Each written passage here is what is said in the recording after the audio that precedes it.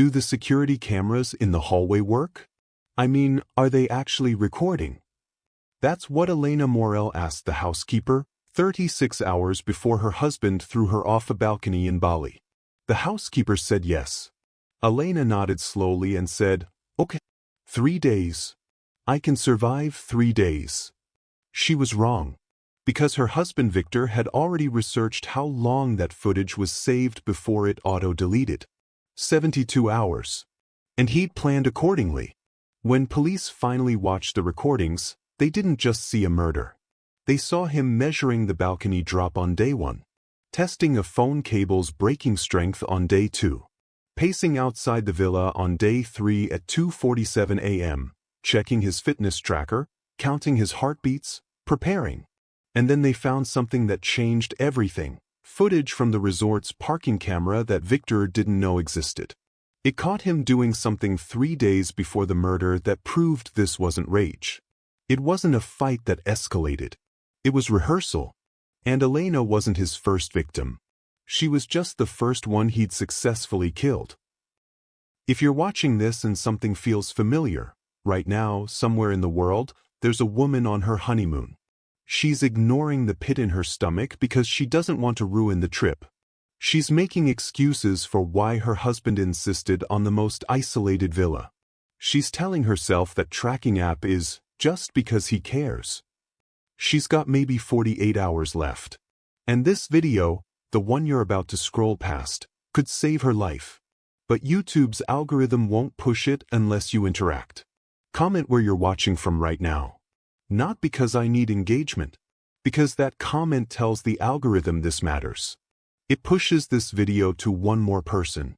And statistically, 1 in 4 women watching this has experienced intimate partner violence. One of them might be planning a trip right now with a man who's researching life insurance policies. Your comment, literally just typing your city name, could put the story in front of her before it's too late. And if you're thinking I'll subscribe later, let me tell you what Elena Morel's last text to her sister said: "I'll explain everything when I'm safe." She thought she had time. She thought she'd do it later. There was no later. Hit subscribe. Comment your location. Do it before you forget. Because someone's later might be never. And you'll never know if you were the one who could have changed that. Camera 4, Corridor 3B. Timestamp, 2:47 and 13 seconds AM. Resolution, 1080p. The lens captures everything in that clinical, greenish night vision glow. A man in a white linen shirt, expensive, the kind that wrinkles deliberately, paces the hallway outside Villa 12. Back and forth. 6 times in 4 minutes. Each time he passes the camera, his face is visible. And here's what makes your skin crawl. He's not panicking. He's not crying. He's calculating. Checking his watch. Looking at his hands. Flexing his fingers like he's preparing for something physical. This is the Samaya Resort in Seminyak, Bali. Honeymoon capital of Instagram dreams. Where infinity pools meet rice terraces, where couples post sunset silhouettes with captions about forever. The villa behind him costs $1,200 per night. It has a private plunge pool fed by a hand-carved fountain. Frangipani flowers float on the surface every morning. The sheets are Egyptian cotton with a thread count higher than most people's rent. But in 14 minutes, those sheets will be soaked with blood. The man's name is Victor Renault. 39 years old. Financial consultant based in London. On paper, he's here celebrating his marriage to Elena Morel, a travel journalist from Marseille who's written for National Geographic, Condé Nast, Lonely Planet. She's built a career teaching people how to travel safely, how to spot scams, how to stay alive in unfamiliar places. The irony will destroy you. Camera 4, 2:51 and 44 seconds AM. Victor stops pacing. He pulls something from his pocket. Can't see what it is. His body blocks the angle. But watch his shoulders. They rise. He takes a deep breath. Like an athlete before a performance. Then he turns the door handle and goes inside.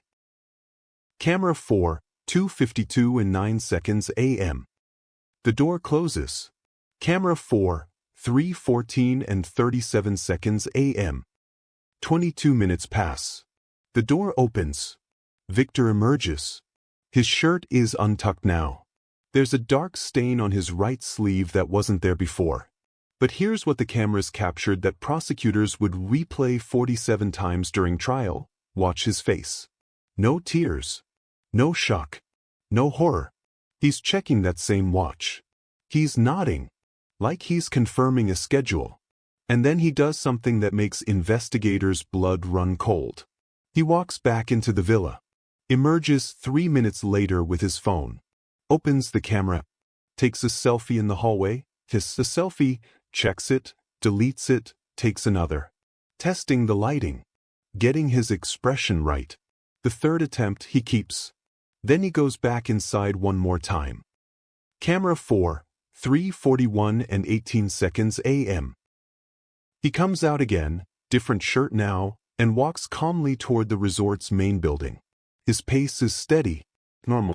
A man taking a 3:41 a.m. stroll because why not? You're in paradise, you're on your honeymoon, you can't sleep because you're too happy. By 4:17 a.m., he's at the front desk. The night manager, Katut, will later testify that Victor was shaking, crying, barely able to speak. That he collapsed against the counter and sobbed, "My wife, I think something's wrong. Please help, she won't wake up." But the security cameras tell a different story, don't they?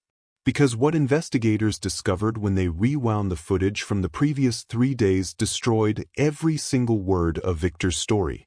The cameras didn't just capture a murder. They captured something far more disturbing. They captured him practicing.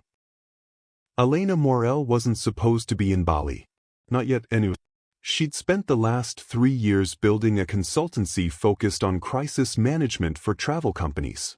When airlines faced PR disasters, when hotels dealt with guest deaths, when tourism boards needed to rebuild trust after terrorist attacks, Lled was the person they called.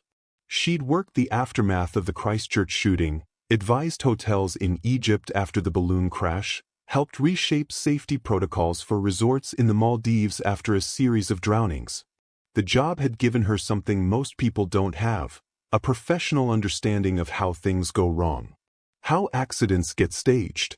How deaths get covered up. How evidence gets manipulated. She knew too much. That was her problem. Her family back in Marseille, an older sister, Dominique, and their mother, Lled, described Lled as hypervigilant. Not paranoid. Vigilant. She was the person who memorized exit routes in hotels, who kept copies of her passport in 3 different locations, who taught workshops on surviving abduction for female solo travelers. She was the last person who would just slip off a balcony. Dominique would later tell police, her voice hard with certainty. Lled could navigate a rope bridge in monsoon conditions. She'd done it for a documentary. She wasn't clumsy. She wasn't careless. And she sure as hell wasn't drunk. The autopsy would prove Dominique right on that last point. 0 alcohol in Lled's system. No drugs. No substances that would explain a loss of coordination. So how does a woman like that end up dead in a luxury villa, with her husband claiming she must have fallen? Let's talk about Victor. Victor Renaud grew up in Geneva, the son of a Swiss banker and a French art dealer. By all accounts, a privileged childhood. Private schools, ski chalets, summer homes in Provence. His parents divorced when he was 12. His mother discovered his father had a second family in Singapore. Not an affair. A whole separate life. Wife, 2 kids, an apartment overlooking Marina Bay. That detail matters.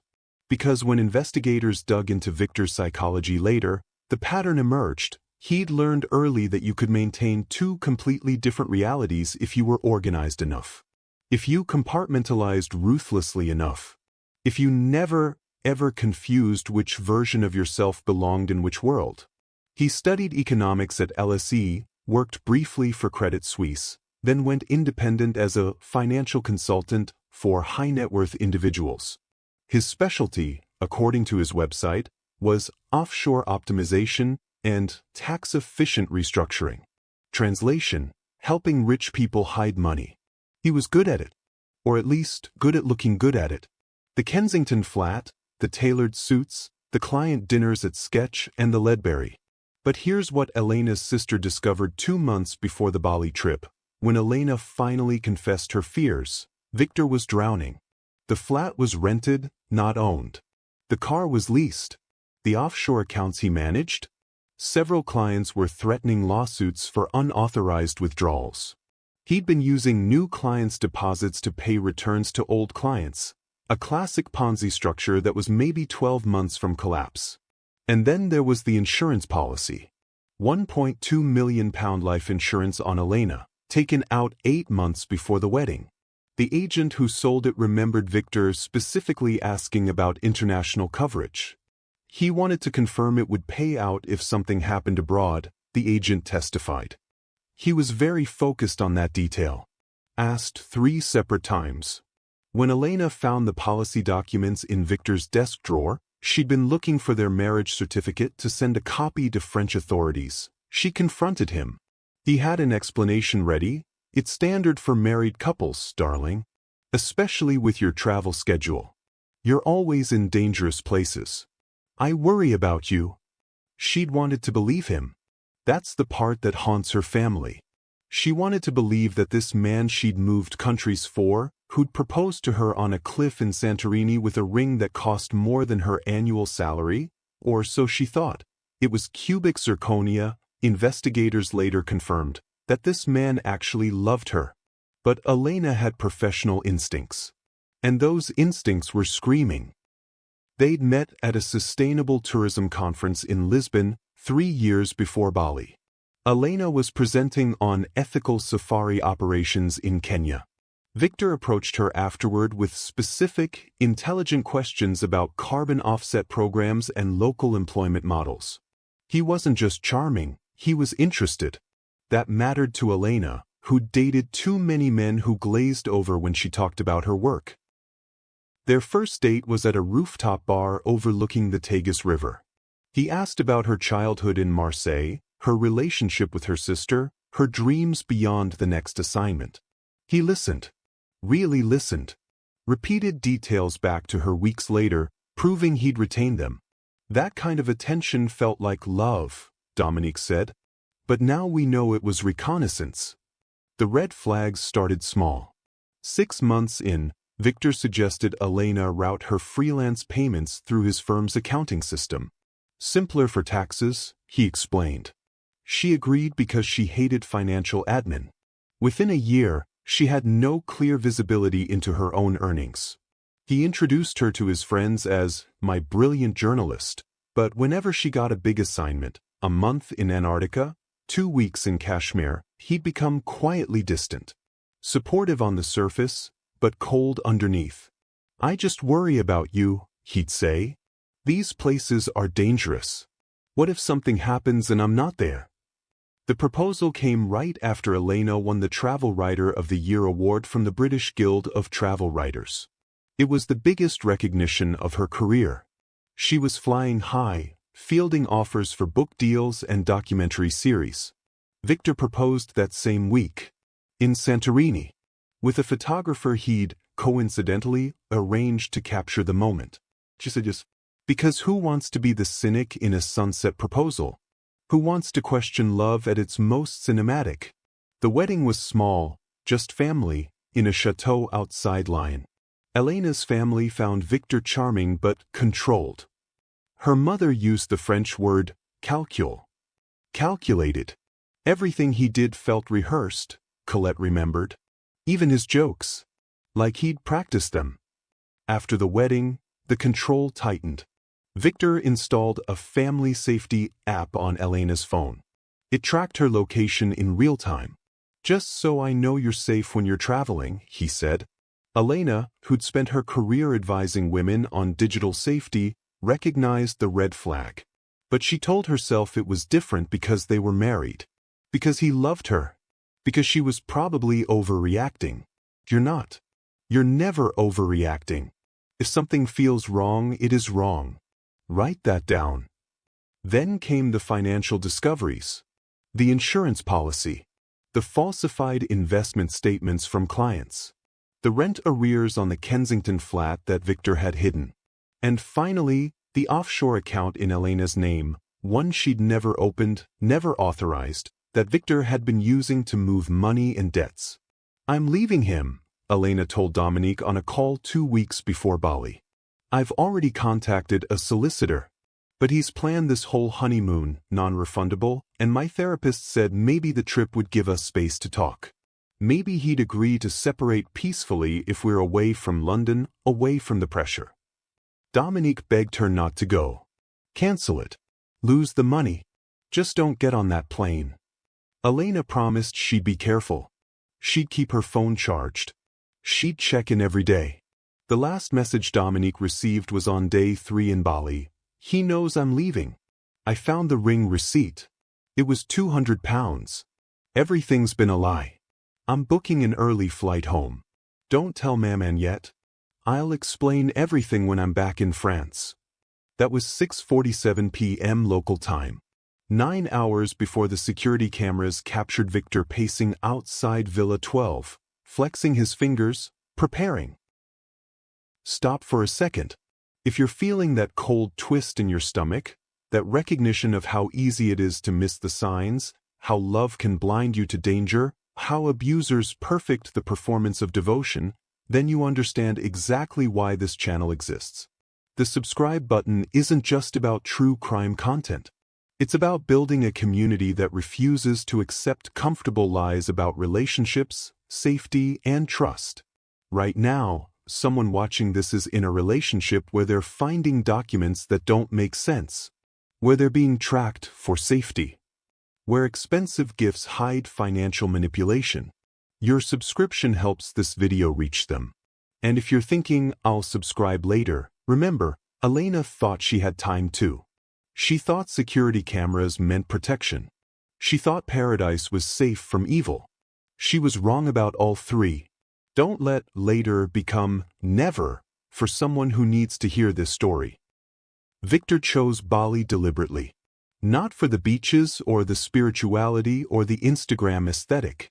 He chose it because of something most tourists never think about: jurisdictional complexity. When a foreigner dies in Bali, the investigation involves at least 3 layers of bureaucracy: local Balinese police, Indonesian national authorities, and the victim's embassy. Each has different priorities, different timelines, different legal frameworks. In that confusion, evidence gets lost. Witness statements get mistranslated. Critical details slip through administrative cracks. Victor had researched this.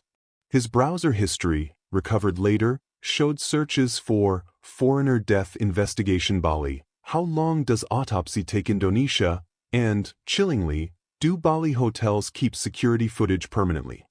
He'd found his answer to that last question. Most resorts in Seminyak record over their footage every 72 hours unless there's a specific reason to preserve it. He just needed Elena's death to look accidental enough that police wouldn't think to secure the footage immediately. The Samaya resort was perfect for his purposes. It's one of those deliberately secluded properties, nestled between rice paddies and the beach, where villas are spaced far apart for privacy. The kind of place where you can scream and nobody hears you because there's no villa next door, just 20 meters of tropical garden and the sound of gamelan music playing through hidden speakers. Villa 12 was even more isolated. It backed onto a steep embankment that dropped down to a rocky stretch of beach. No pool deck. No walkway. Just a wooden balcony with a waist-high railing and a 15-meter drop to volcanic rocks below. The villa had 4 security cameras. One in the hallway outside the main door, one facing the parking area, one covering the resort's main pool, and one in the lobby. None inside the villa itself. Indonesian privacy laws and guest expectations prevent that. And critically, no camera with a direct view of Villa 12's balcony. Victor had requested this specific villa. The resort manager confirmed it later. Victor had emailed 3 months before their arrival, asking for the most private accommodation away from other guests, with maximum seclusion. The manager, assuming it was for romantic privacy, had accommodated him. She'd even upgraded them free of charge to a larger villa because their wedding date was noted in the reservation. "I thought I was doing something nice," she testified, crying. "I thought I was helping create a perfect honeymoon." Bali isn't just a location. It's a system built on tourism, and tourism requires a specific kind of fiction. Paradise is safe. Paradise is healing. Paradise doesn't have violence or crime or danger. That's what you escaped from back home. The Balinese government is deeply invested in maintaining that fiction. Tourism represents 80% of Bali's economy. When bad things happen to foreigners, deaths, assaults, robberies, there's enormous pressure to resolve them quickly, quietly, and in ways that don't scare away future tourists. Usually, this means accepting the simplest explanation: accidental drowning, motorbike accident, drug overdose, slip and fall. Investigations are fast, conclusions are tidy, and the news cycle moves on before international media can turn a tragedy into a scandal. Victor was counting on that. He was counting on Elena's death being ruled an accident within 48 hours, her body cremated according to local custom. Bali's Hindu majority practice cremation, and many resorts encourage it for practical and spiritual reasons, and him returning to London as a grieving widower with a life insurance payout that would solve all his financial problems. What he didn't count on was Lled. Lled was a housekeeper at the Samaya. 28 years old, supporting 3 younger siblings after her father's death in a scooter accident. She'd been working at the resort for 6 years, long enough to see hundreds of honeymoon couples, long enough to distinguish genuine happiness from performed intimacy. She'd cleaned Villa 12 twice during Elena and Victor's stay. The first time, on day 2, she noticed Elena sitting on the balcony alone, scrolling through her phone with an intensity that didn't match the paradise setting. She looked like someone searching for an answer, Lled later told investigators. Not relaxed. Worried. The second time, on day 4, the day before Elena died, Lled walked in on an argument. She'd knocked, gotten no response, used her key card because the housekeeping schedule was tight. Inside, she found Victor gripping Elena's wrist, his voice low and controlled. "You're not going anywhere. You signed the papers. You're mine now." Elena's face when she saw Lled described it as relief and shame mixed together. Victor immediately shifted, releasing Elena's wrist, smiling widely. "Sorry, darling, I didn't mean to sound harsh. We're just having a disagreement about tomorrow's plans."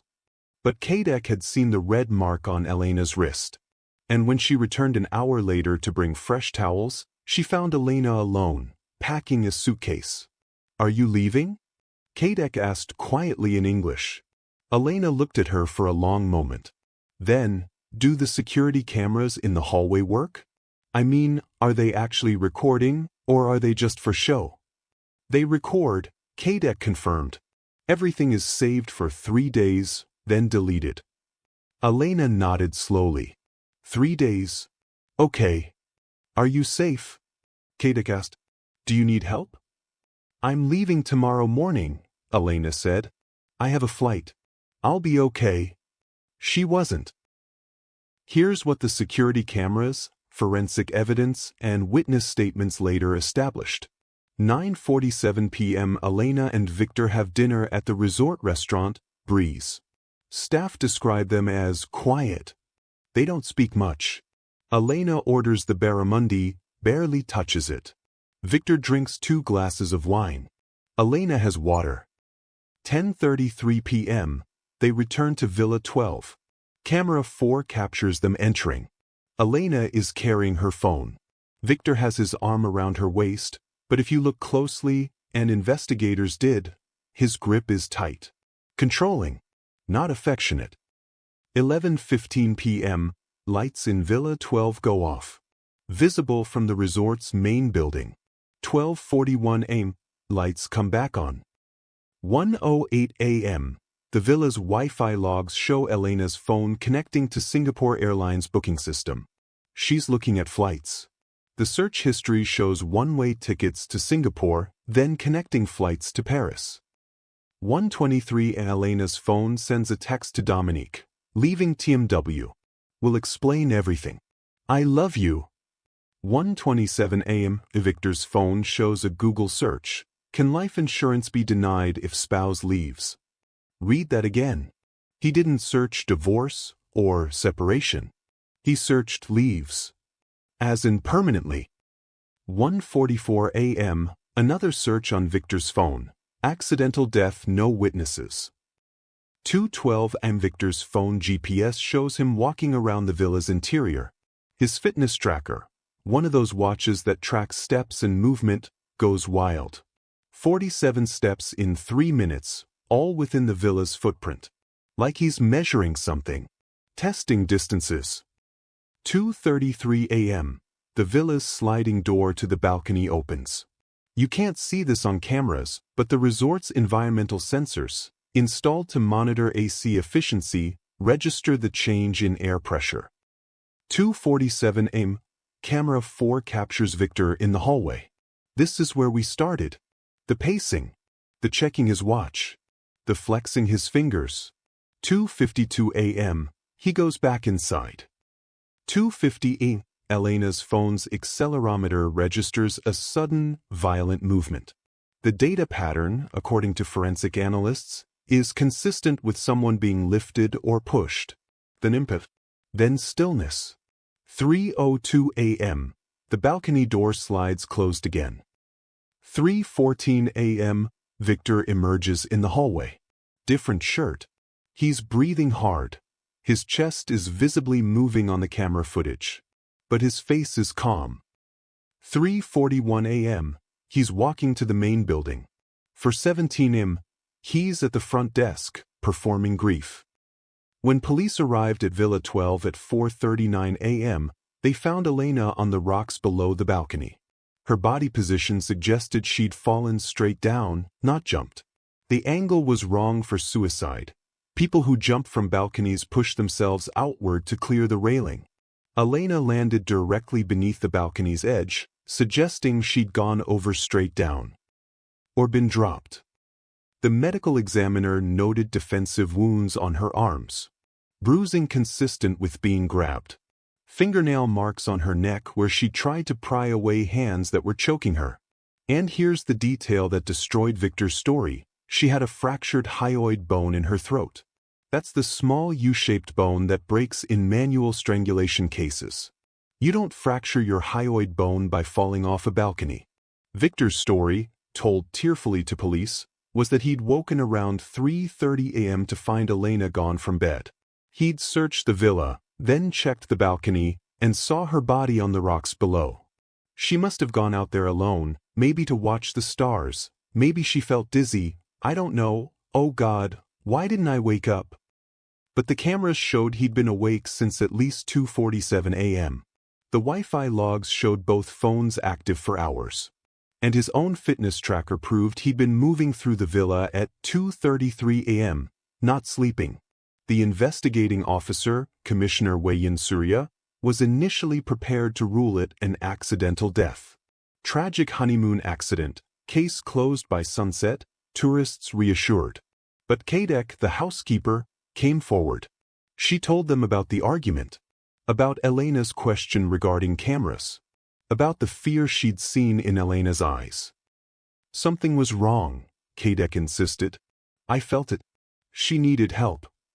Lled decided to secure the security footage before it auto-deleted.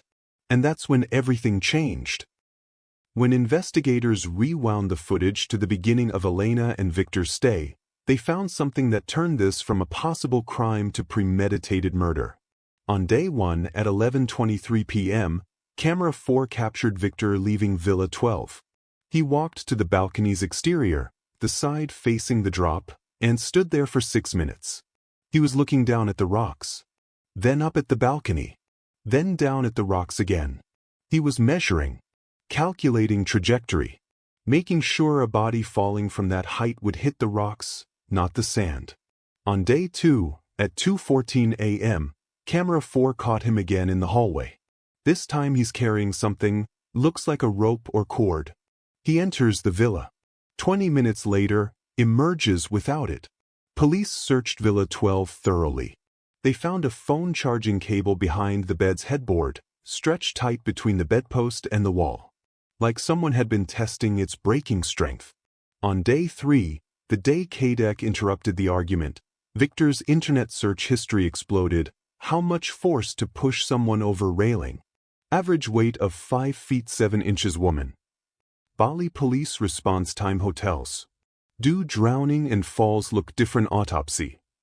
And then, most damning, how to act shocked. Grief behaviors normal. What do people do when spouse dies? He was researching how to perform innocence. Stop right here. If you're still watching, you're exactly the kind of person who pays attention when details don't add up, who doesn't accept the comfortable explanation when something darker is obvious. That makes you rare. Most people scroll past stories like this because they don't want to believe someone could plan a murder this methodically, could perform grief this convincingly, could weaponize paradise this cynically. But you're still here, which means you're someone who might actually recognize these patterns in real life. Hit subscribe because this community needs people who don't look away. Share this video because the algorithms don't promote uncomfortable truths, they promote comfortable lies. Your share could literally put this story in front of someone who's currently living it. The subscribe button is free, but the cost of scrolling past might be someone's life. But here's where this case goes from tragic to haunting. 3 days into the investigation, while Victor was still in Balinese custody claiming innocence, Interpol received a flag from Australian authorities. A woman named Sienna Castellano had seen news coverage of Elena's death. The photos of Victor. She contacted police immediately. That's Marco, she told investigators. Or that's what he called himself when I knew him. Marco Thorne. Sienna was a photographer from Perth. 5 years earlier, she'd taken a vacation to Phuket, Thailand. At a beachside bar, she'd met a charming British financial consultant named Marco Thorne. Same face. Same voice. Same story about working with high-net-worth clients, same jokes about Swiss banking secrecy laws, same intense focus that felt like love. They'd dated for 4 months. It was intense, fast, consuming. Marco talked about marriage, about moving to Australia together, about building a life that combined her artistic work with his financial expertise. He even took out a life insurance policy, Sienna said. Told me it was romantic. Told me it meant he was committed to our future together. 3 months into the relationship, Sienna started noticing inconsistencies. Names Marco had told her didn't match names on documents she found. The investment firm he claimed to work for couldn't verify his employment. And his behavior was becoming controlling, tracking her location, questioning her about male friends, isolating her from family.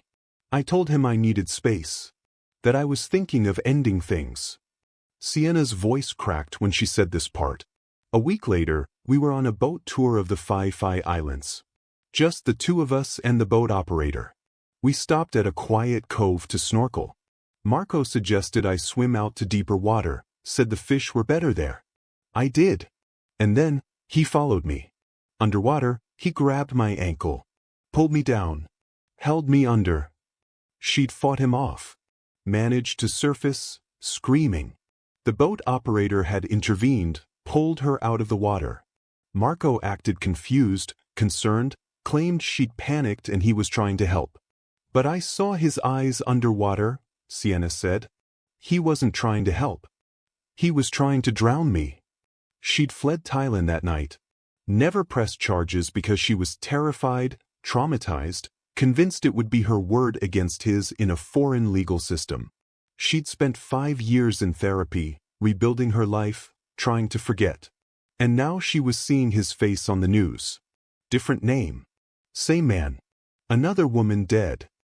Investigators cross-referenced Victor Renault's passport and travel history. The timeline was chilling. 2017, Marco Thorne, fake identity, in Phuket with Sienna. Attempted drowning fails. 2018, Victor returns to London. Creates new identity documentation using his mother's maiden name, Renault, instead of Thorne. 2019, meets Elena in Lisbon. Begins new relationship with lessons learned from Sienna, be more patient, build deeper control, plan more carefully. 2022, marries Elena.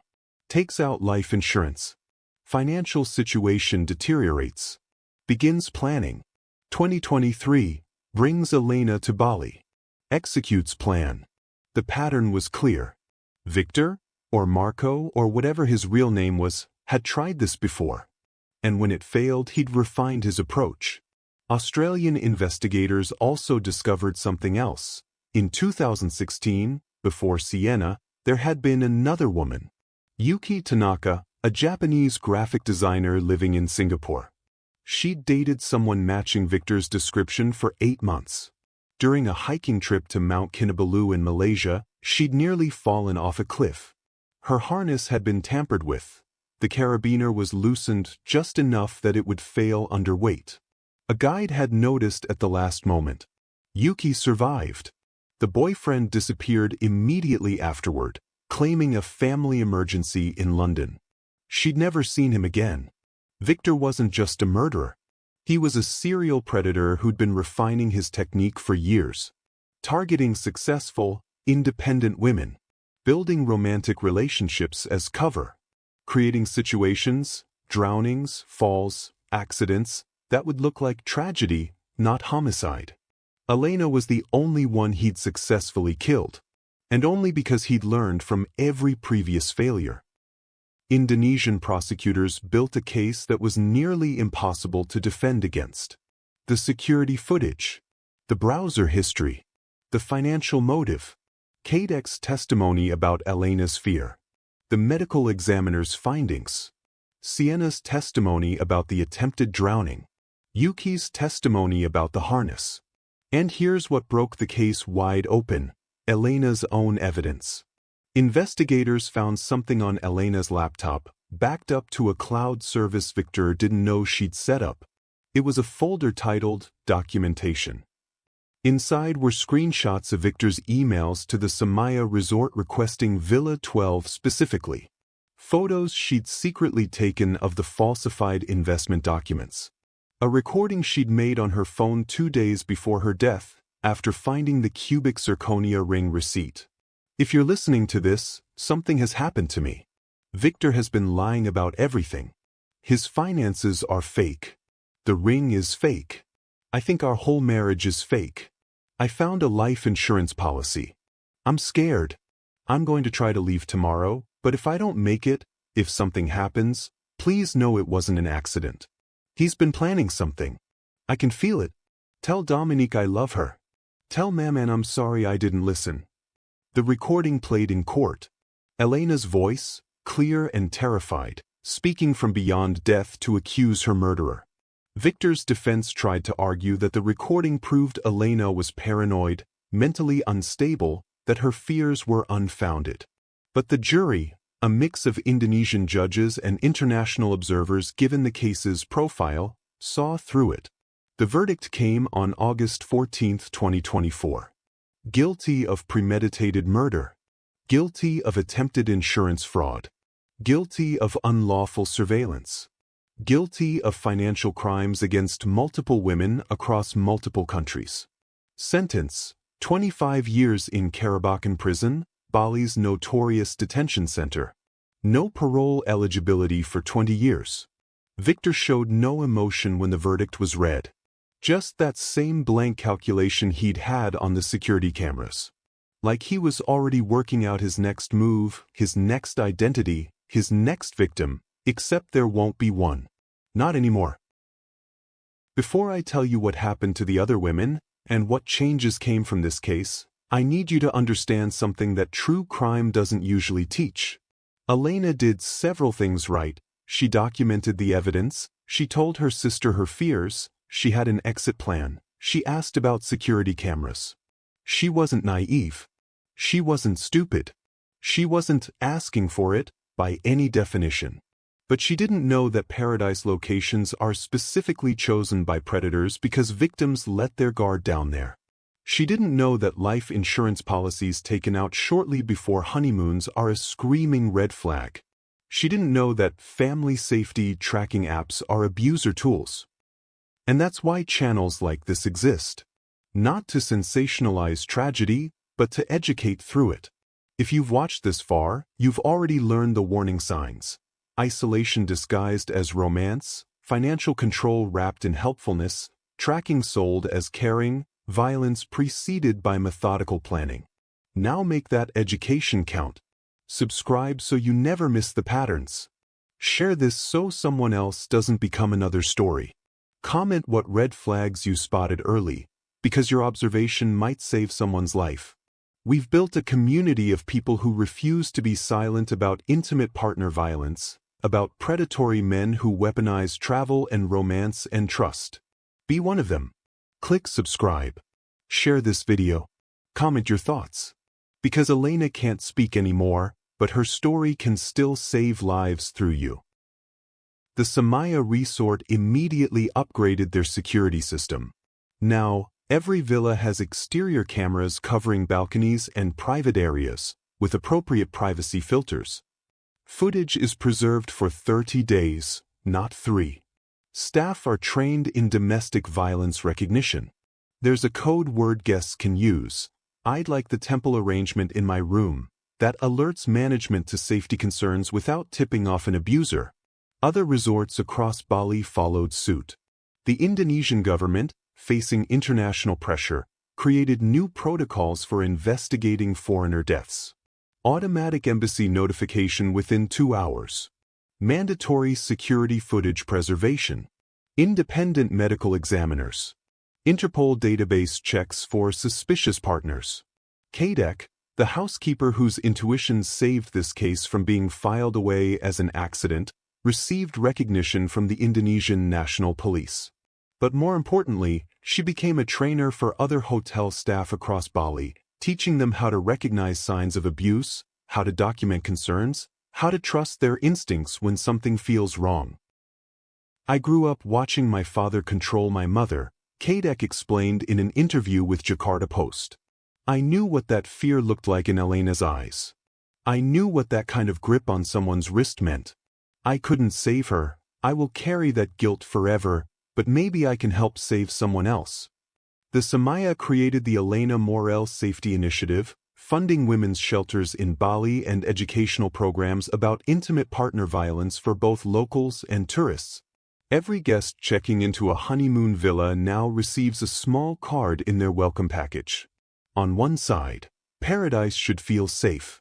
If you don't feel safe, you're not alone. On the other, emergency numbers for domestic violence hotlines in 12 languages, plus instructions on how to discreetly signal resort staff for help. Sienna Castellano and Yuki Tanaka both testified at Victor's trial. Afterward, they met Elena's family in Bali. 3 women connected by one predator, 2 who survived, 1 who didn't, and the family left behind to process unfathomable loss. "Elena saved our lives," Sienna told Dominique. "If she hadn't, if this case hadn't exposed him, he would have tried again. With someone else. Maybe it would have been successful next time. Your sister stopped him." Dominique has spent the year since Elena's death building a database. It's called the Paradise Project, and it tracks suspicious deaths of women during romantic getaways at international destinations. The data is disturbing. Over 200 cases in the last decade where women died during honeymoons, couples retreats, or romantic vacations, ruled accidents, closed quickly, never properly investigated. How many were murders? How many victors are still out there, having succeeded where he failed twice before? The database has already helped reopen 4 cold cases. 1 in the Maldives, 1 in Fiji, 2 in the Caribbean. In each case, the circumstances mirror Elena's story: isolated location, life insurance policy, controlling partner, death ruled accidental despite evidence suggesting otherwise. "My sister was a journalist," Dominique said. She taught people to see the truth beneath the surface. Now I'm finishing her work. Every case we reopen, every pattern we expose, every woman we warn, that's Elena's legacy. Here's what Elena's case forces us to confront, and it's uncomfortable. Paradise locations are hunting grounds. Predators choose them specifically because victims relax their vigilance. You're on vacation. You're in love. You're surrounded by beauty. Your guard is down. That's exactly when you're most vulnerable. Life insurance is a weapon. If your partner suddenly wants to insure your life for a large amount, especially before a trip, especially without you initiating the conversation, that's not love. That's logistics. Tracking isn't caring. I just want to know you're safe is the sentence that precedes control, isolation, and violence. People who genuinely care about your safety respect your autonomy. They don't monitor your location. They don't demand access to your accounts. They don't need to know where you are every moment. Financial control precedes physical violence. Victor isolated Elena financially before he isolated her physically. When someone helps you by taking over your money, your contracts, your financial independence, they're building a cage. By the time you see the bars, it's often too late to escape. Your instincts are evidence. Elena knew something was wrong. She documented it. She told people. But she second-guessed herself, talked herself into giving him another chance, convinced herself she was overreacting. She wasn't. If you feel afraid of your partner, that fear is data. Listen to it. Abusers are performers. Watch the security footage of Victor at the front desk, sobbing about his wife. Then watch him pacing the hallway an hour earlier, calm and calculated. These are the same person. Abusers are exceptional actors. They perform grief, love, confusion, shock, whatever emotion the moment requires. Their public face means nothing. Watch what they do when they think nobody's looking. The system protects predators. Victor chose Bali because he understood jurisdictional complexity would work in his favor. He was almost right. If not for one housekeeper's courage, Elena's death would have been ruled an accident, her body cremated, the case closed. The system is designed for efficiency, not justice. It wants simple answers. It doesn't want to believe that honeymoons end in murder, that luxury resorts host violence, that paradise can be a crime scene.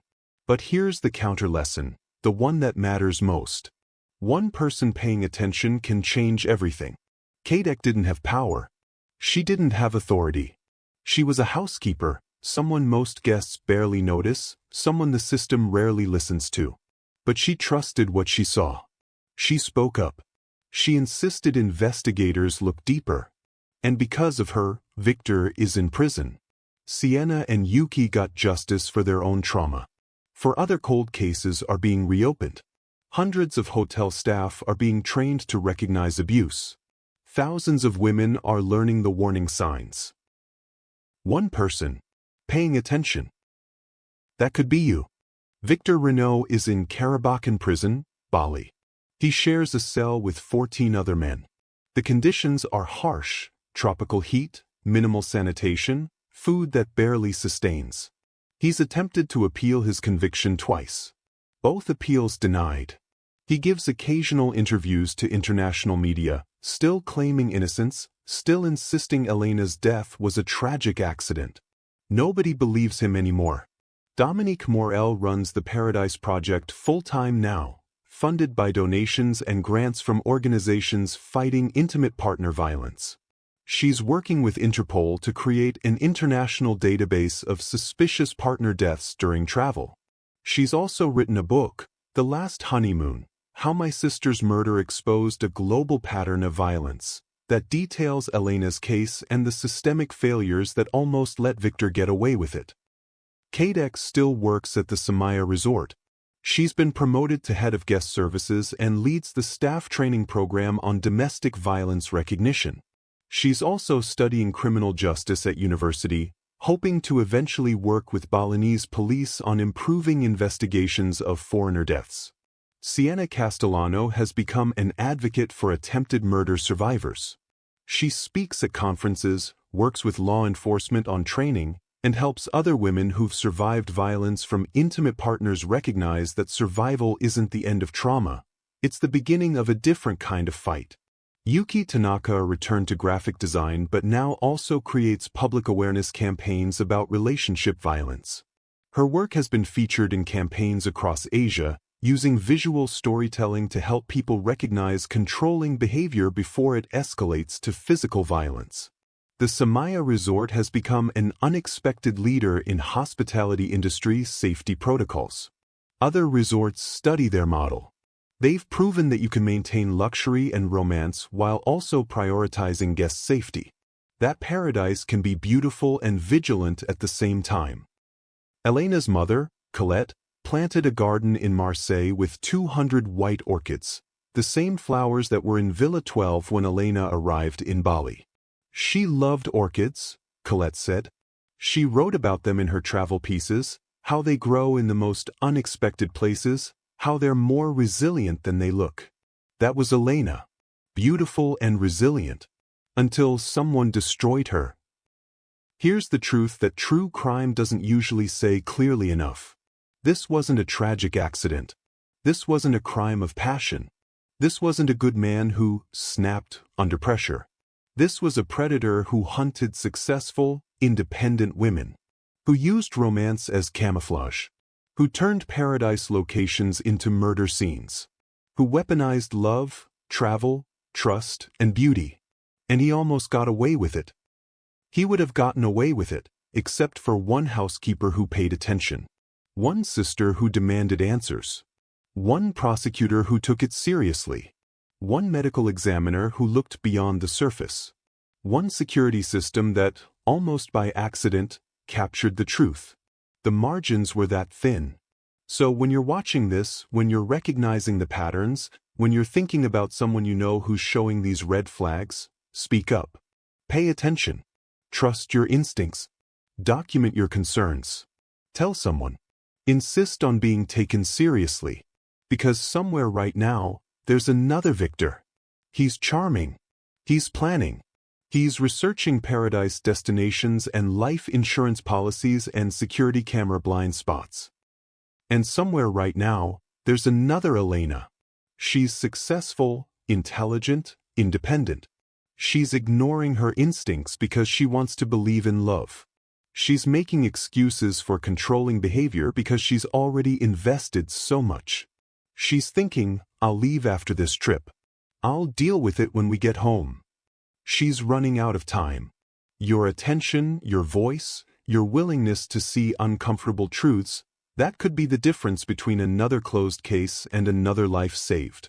Elena documented her fears. She left evidence. She tried to warn people. Her voice, recorded on her phone 2 days before her death, convicted her murderer. But she shouldn't have had to solve her own murder from beyond the grave. We should have protected her while she was alive. Let's not make that mistake again. The security cameras at the Samaya Resort still run 24/7. The footage saves for 30 days now. Long enough to catch the truth before it gets erased. But the cameras can't save you if nobody's watching. Pay attention. Trust your instincts. Document everything. Tell someone. Because paradise is beautiful. But it's not safe just because it's beautiful. And love shouldn't hurt. Ever. Subscribe to Shocking Murder Files. Speak up. Elena's voice was silenced. Yours doesn't have to be.